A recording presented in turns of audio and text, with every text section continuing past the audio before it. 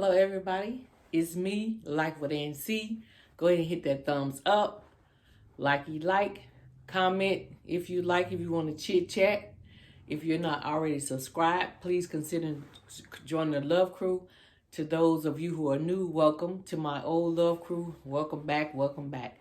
Coming at you with this challenge, Coco TTV, her 1K subscriber challenge, and it's to recreate one of her mukbangs.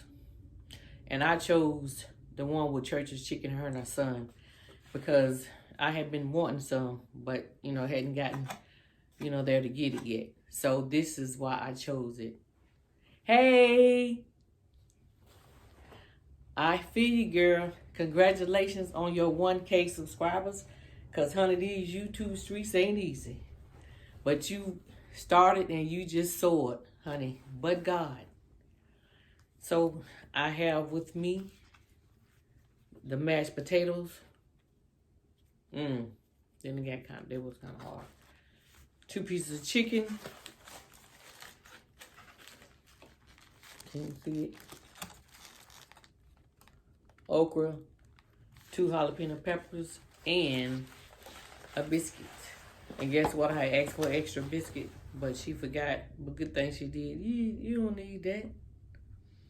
Anyway, let me taste these mashed potatoes.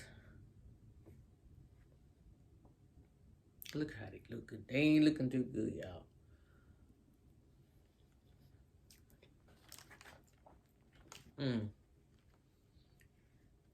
Nah. I'm gonna eat them though because I'm hungry. My grandkids coming today. I had to get up, clean up, Lysol everything down. And she can. Then had to go to the store before she get their snacks.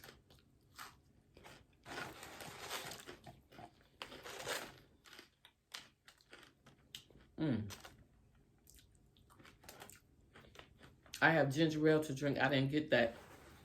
I don't really like tea. And I wouldn't have known where to get that blackberry stuff from, the syrup. So I have ginger ale and water. Again, congratulations, Coco TV. That is a big milestone. Because like I said, you only been on here a couple months and you came up and you soared. So I want to congratulate you and your family.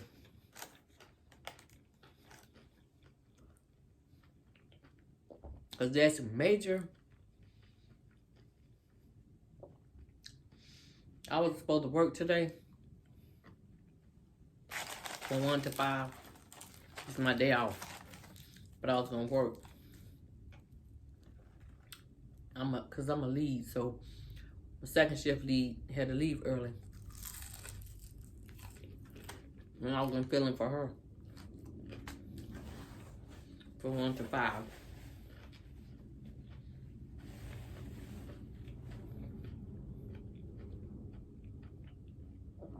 But when I got ready to leave the house, check my phone and text from the second shift supervisor.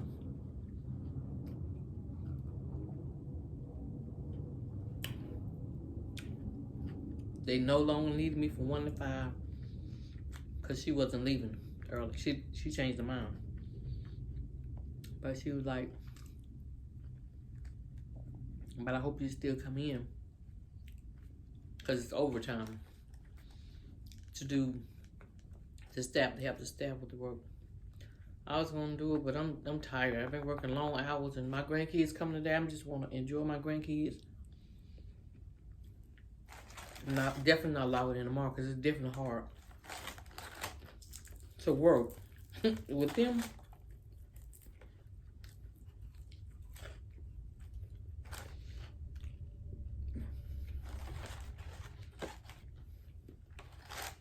Even though I'm working from home, they be too busy in the okra.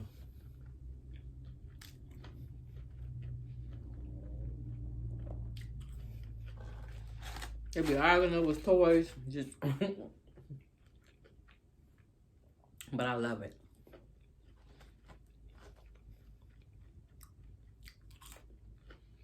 Because when they're not here, Definitely quiet. And once upon a time, I was used to nothing but noise. Because I had 3 sons. And they used to love, their friends used to love to come over. Because I used to cook. And feed everybody.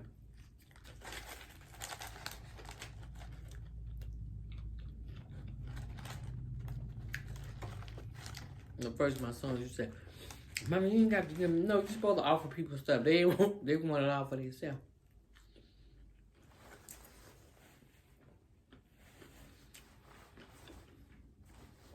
But I used to cook a lot of food. Because like I said, I had 3 sons. And,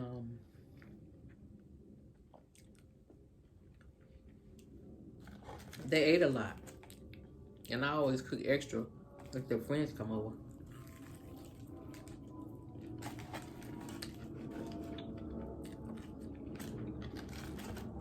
That's the way we used to do back in the day. If my friends or cousins came over our house, they ate good. And sometimes that was the reason why they used to like coming. But we also had to work in the garden. We made our own sausage, liver pudding. My stepdad used to go still get that hog head, all that. So we used to have to churn that sausage by hand with that meat grinder. Churn the meat up. Take turns. And we used to go to the garden. My cousin used to like to spend our house. We had to go to the garden. She was like, I'm not doing that. My stepdad was like, well, you ain't coming over here. You want to eat, don't you? But yeah. See, that's why I started my garden. But I waited till I got older. Because really my boys was coming up. I work. Now I got more me time. Man.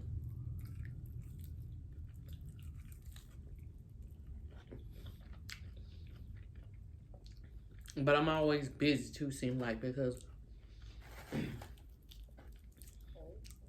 I do work in the community. So, even though COVID, still having Zoom meetings and having some events.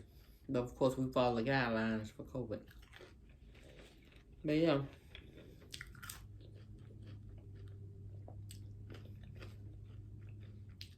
I like working with the youth. That's what I work with.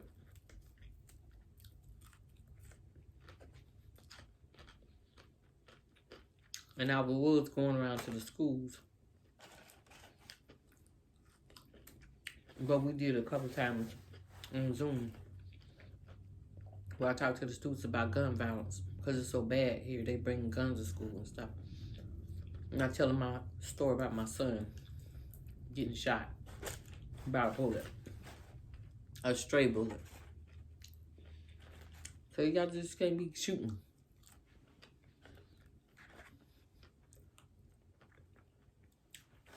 And that was one of the reasons too I had started my YouTube channel.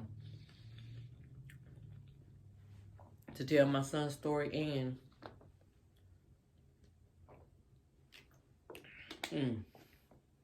tell my son's story and keep memories for his son.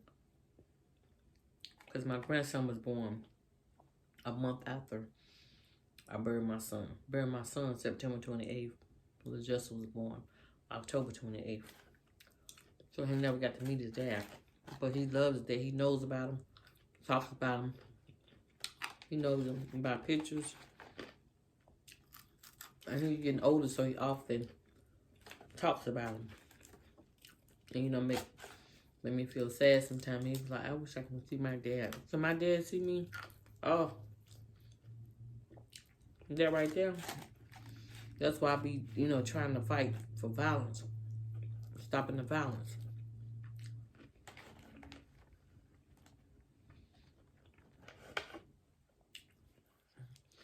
And I march sometimes, do these, you know, marches, but sometimes I get tired of marching. You gotta do more than marching because you gotta get out here and talk to these kids. Help them. Because when I did that, after my son passed, a year later, you know, I would start, you want to do stuff to keep myself busy. Excuse me. And I started at the bus stop. Going like in the mornings. Go at 6 o'clock. Set up a table. With breakfast snacks. Sometimes juice and sometimes hot chocolate. But they would have to drink the hot chocolate before they get on the bus because they had an incident. One of the students spilled it. So, but it was fun. And then I started putting inspirational messages on their bags, positive notes to start the day out. And it made me feel good because some of the kids was like, I needed this because I got a test today. Sometimes, you know, I just ask them to read it, what they'll say. I really enjoy that because in some of them kids, you know, they'll tell you stuff, I mean, things that they going through. And we would really want to help because it was an apartment complex not too far from where I live at. And the apartments was in real bad shape. So people had stopped paying the rent because they wasn't fixing it. Some of them, it was bad. And some of them had mold in it. And some people had gotten sick. So I had gotten, you know, kind of close to some of the families that were over there through the kids at the bus stop. Because, like, when they went downtown to city council to talk about, you know, the problem, and tried to get the man to fix it, you know, I took some of them down and they didn't have a car. And there's one family, she had 7 kids, 6 of them boys and 1 girl, ranging from 4 to 19. But when I tell you those boys were very, very appreciative, they had good manners. So I don't mind helping, you know, those that want to be helped. But anyway,